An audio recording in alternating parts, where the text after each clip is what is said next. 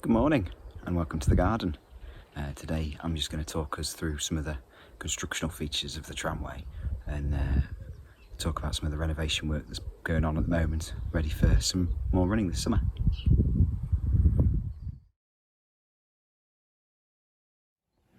So we started work here. We just got some mortar, just some standard ready mixed mortar, mixed up on an old shovel here, and just laying in bricks that fit, and backfilling those usually for you to build a wall, and slowly building it back up and restoring the shape, just using my fingers to work it in. I've also managed to sort out the gate. This is one of the earliest things I put in on the tramway, and over time the water that runs down this hill had undermined the fence post, and although the foundations were all solid cement, it had all just washed out, so I had a big triangular spike of cement. So I've bedded that back in with some mortar.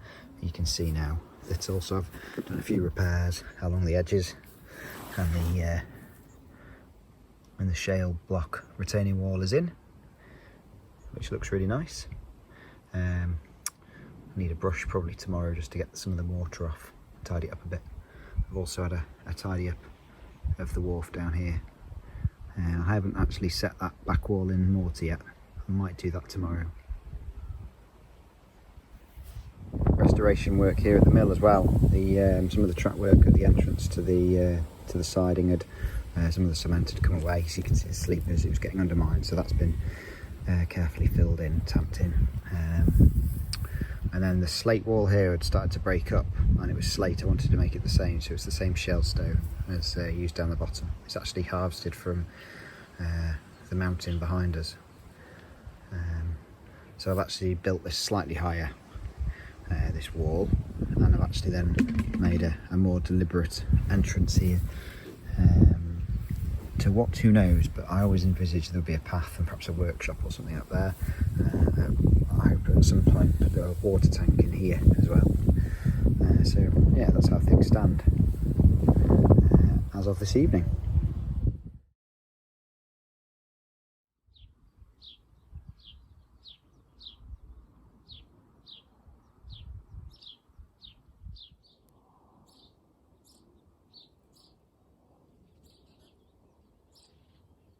The Dyfrdwy Tramway is a 32mm gauge, representing about 18-inch to 20-inch gauge, I suppose, in 7/8, and it runs up the side of our house in the Dee Valley, not far from the real Deeside tramway where inspiration was taken.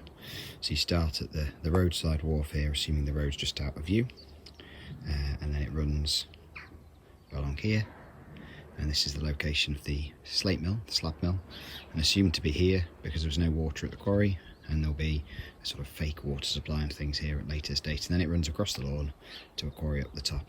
And over the last few years, it's been obviously out in the garden in all weathers and has taken a bit of a battering in some locations. I've learned a bit of what does work and what needs perhaps tweaking for the future, but I was keen to build a scenic layout in the garden rather than something on sticks. So let's take a look and see some of those features that do make it come to life. Very basic terms, the track is just Pico SM32, and it's laid on ballast, which is a bit of a mix of well, I do mix in a bit of cement, so it's almost like a concrete, and I'll lay that down first into a barely prepared channel in the grass, roughly level, bed that in, hammer it down as hard as I can, flat as I can, but not really paying too much attention to level because I want the tramway to follow the contours of the garden as far as possible. Onto that, the track's laid onto a bed of sharp sand if possible, but you can get away with going straight onto the ballast if you need to. And then you put Roland's mix, which is a mix of cement and sand and peat, and the peat theoretically leaves little divots as it wears out, and then you get moss growing, which is useful, quite nice, but probably not entirely necessary. Anyway, that's then trowelled on and rubbed in with your hands. I was just wearing a pair of old rubber gloves or something and rubbed in, and it buries the sleepers, buries the track, and creates this sort of tramway look, which is what we've got here.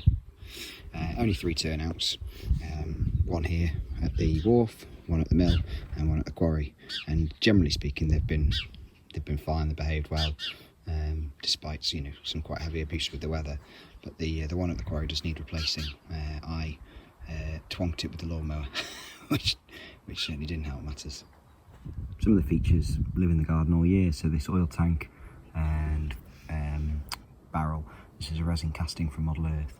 This the tank here leaning up next to the bricks, that's supposedly the oil tank from the locomotive when it was brought here, steam locomotive, and converted back to coal firing, so just left to rot. That's just styrene, I think, and it's lived out here for a few years. It's in reasonable nick, really. If you look over here, there's a lovely sign that my friend Steve Milner laser etched for me. So these sorts of things can live in the garden, really, especially this one, which is sort of tucked under the hedge.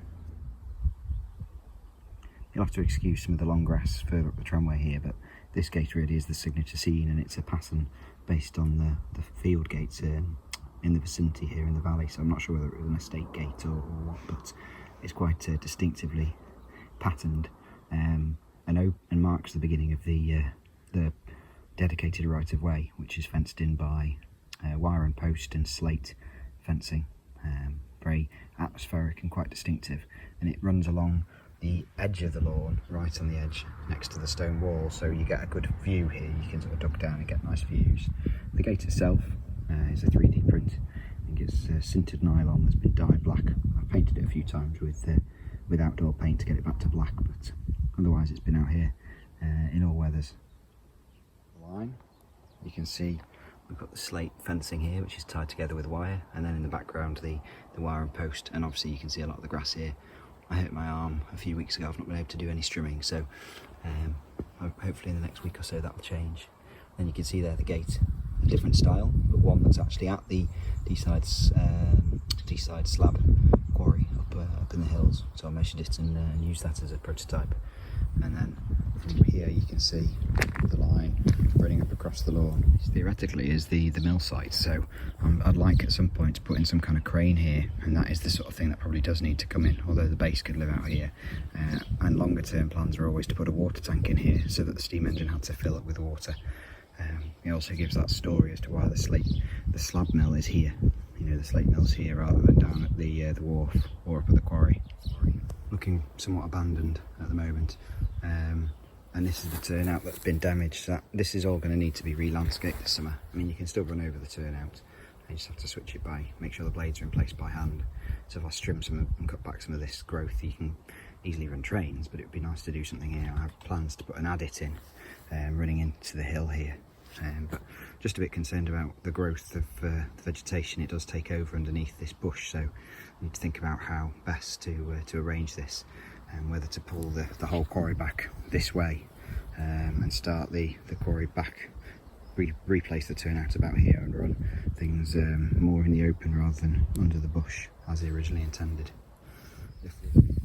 What isn't immediately apparent until you try and run a locomotive is just how well the gradient follows the land, even though it is intended to be flat. So it comes off the wharf here, drops slightly, and then climbs slightly to the gate. Climbs all the way to about here, and then drops quite sharply down to the gate here.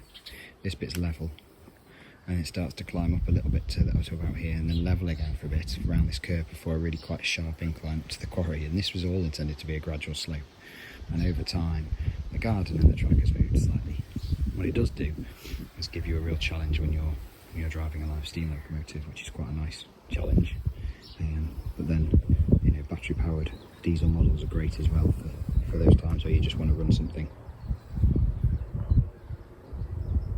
So I hope that was interesting. I've had a few requests for videos about the Garden Railway over the last few months, so it's now had its chance to be seen. If you want to see the line itself with locomotives running, there's a few videos on this channel already, so take a look at those. But hopefully this one gives you a bit of a flavour for some of the constructional ideas, and also those few shots as well of some of the maintenance work as it was going on last night. So yeah, thanks again for watching. If you haven't done, please do subscribe to the channel, and see you again soon.